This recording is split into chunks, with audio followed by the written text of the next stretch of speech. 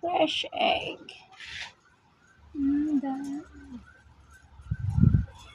Sariwang-sariwa mga kalabs. Ito ang hindi natin magagamit ng mga kalabs. Kaya tapon natin ito. Yan ang ating kailangan.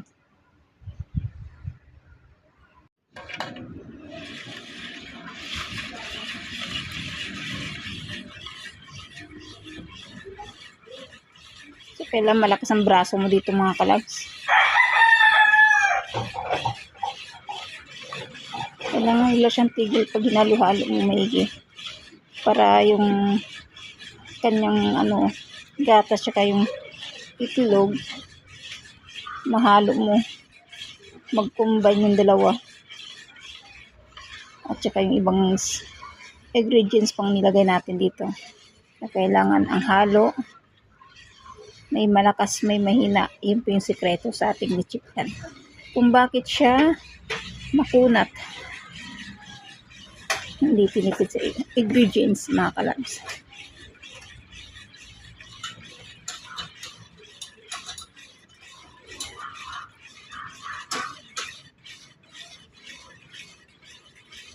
Yan. Kailangan 2 minuto mo siyang gaganito-ganituin mga kalabs.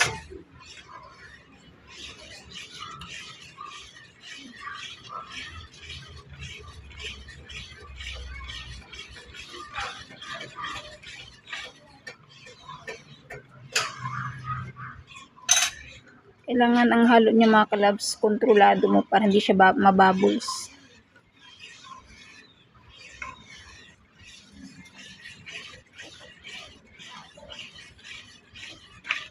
So, ayan. Mamaya uli mga kalabs. Haluin pa natin yan mamaya. Pahinga muna tayo. Kakaano na rin sa kamay. Nakakangalay din kayo sa braso mga kalabs. Kasi ang dami. 7 itlog po ito. Isang box na gatas. Yan. So, yan mga kalabs. Tatakal na ng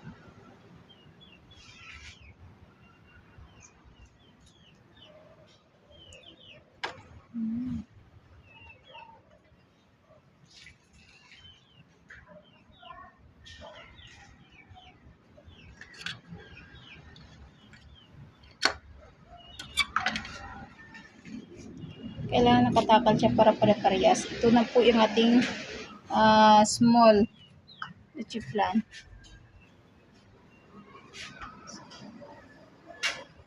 Yung ating mga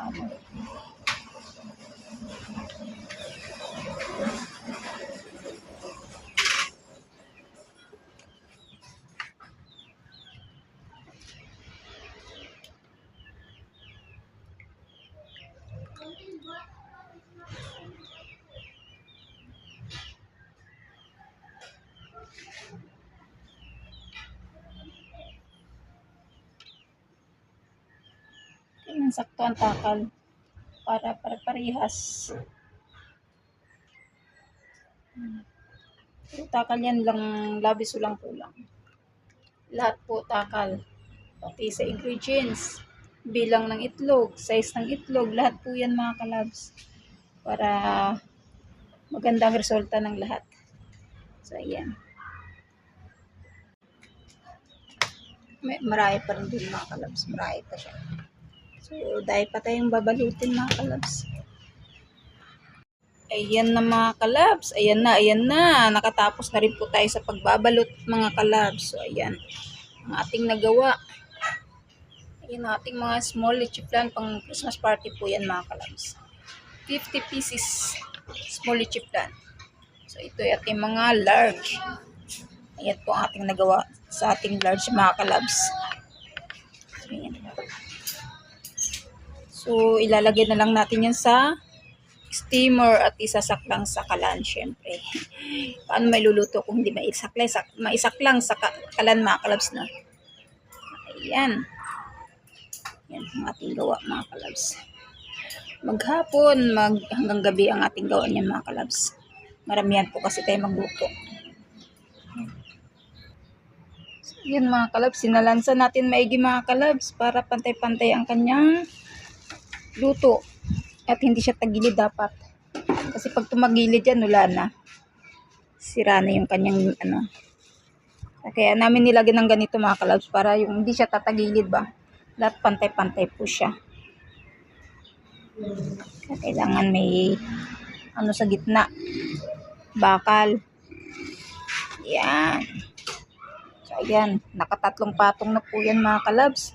Isang patong pa tayo. So ayan, lalagyan natin siya ulit ng panibagong bakal. Pinakapatungan niya para pantay-pantay po silang lahat mga kalabs.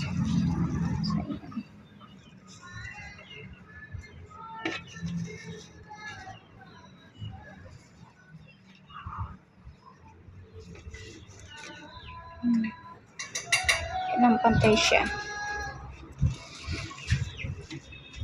So ito po mga kalabs, tatlong patong, bali 30 pieces po ito. So ito po yung ating maliliit na leche plan. Ginanito po natin, di natin siya nilagyan ng bakal kasi maliit lang naman po siya. So sa lansan lang natin siya ng ayos mga kalabs. Ganyan lang po lang natin yan. Sa lansan lang ng ayos. Ayan.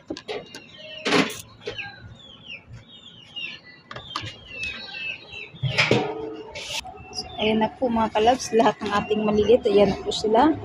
So idadagdag natin itong ano, malalaki. So ipapatong lang po natin siya. Ipapatong lang natin siya dun sa gitna. Para magkasya po.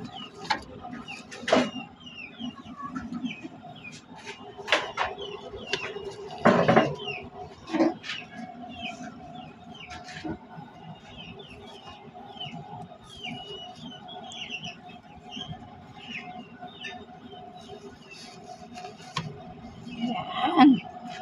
So, mayroon pang 12 pieces. Wait. Papatungan natin uli ng bakal para mailagay yung ibang ano. Si Labs na ang gawa. Medyo nakita niyo nangangalay ng kamay ko eh. So, ayan. So, sasalan-salang ng maigi.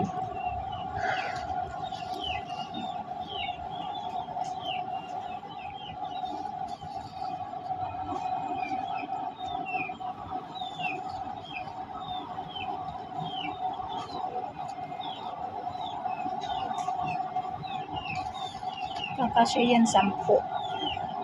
10 patong 10.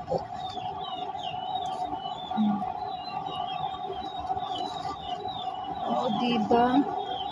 So, since na dalawa na lang yung natira, ito lang ng bakal Labs na. Yan na lang. 10 yun. Kasi dadalawa lang naman yan. Diyan siya sa bakante. Oh, see?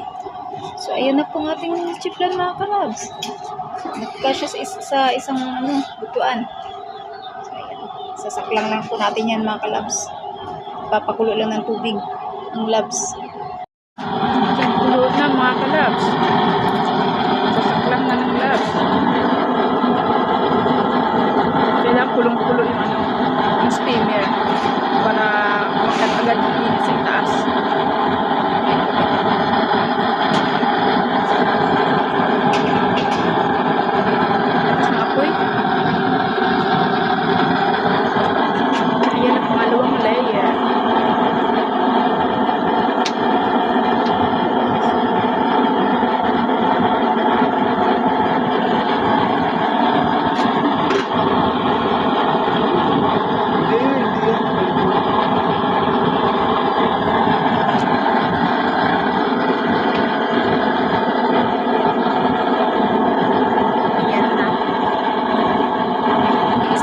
Within 1 hour.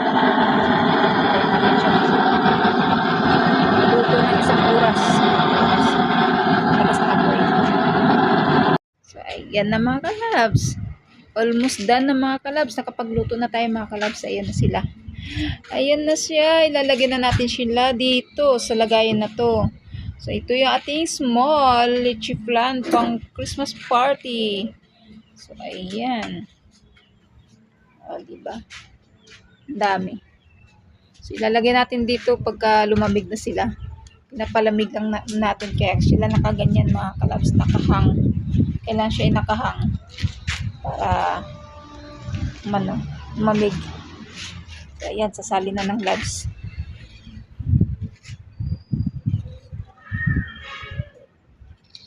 Nang ginaganyan lang yan. Isasali sa lagayan.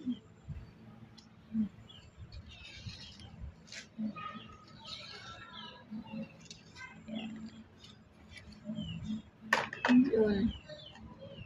Ganyan lang.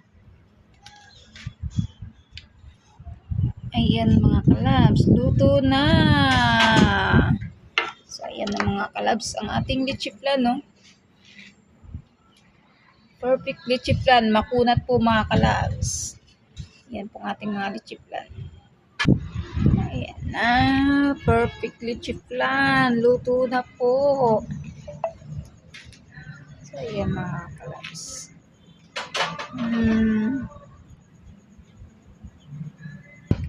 Tatakpan na po natin mga kalabs.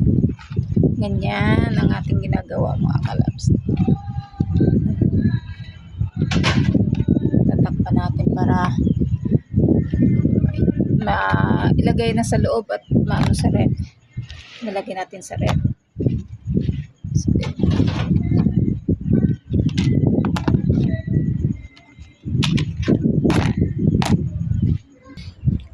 ayan na mga kalabs, tapos na po tayo. Ayan na. Nakatakip na po ang ating mga leche flan. So itong ating maliliit, inaano lang natin. Sinasalansan lang ng ayos.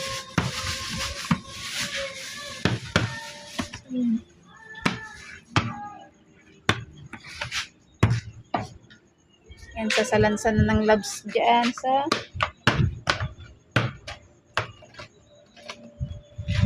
lagay ng steamer ulit.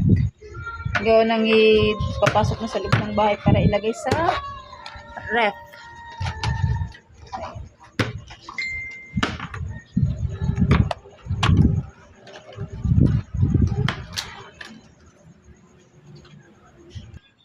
So, ayan na mga kalabs. Bubuhatin ng lab, papasok sa loob ng bahay para mailagay sa ref. So, ayan. Ito na po ang ating ending sa ating pagluluto ng leche flan mga kalabs, step by step. Ayan, bubuhatin na ng labs. Kaya labs? Ang bigat. Dadali ng labs sa loob ng bahay. So, ayan mga kalabs. Thank you for watching mga kalabs. Ayan po ang ating kaganapan sa ating pagluluto ng leche flan mga kalabs. Mabusisi siya na mahirap na masarap kasi maraming nakakapuna at nakakagusto sa ating leche flan. Dahil daw masarap ang ating leche flan mga kalabs. Kaya tuwing December, pila-pila po ang ating customer mga kalabs.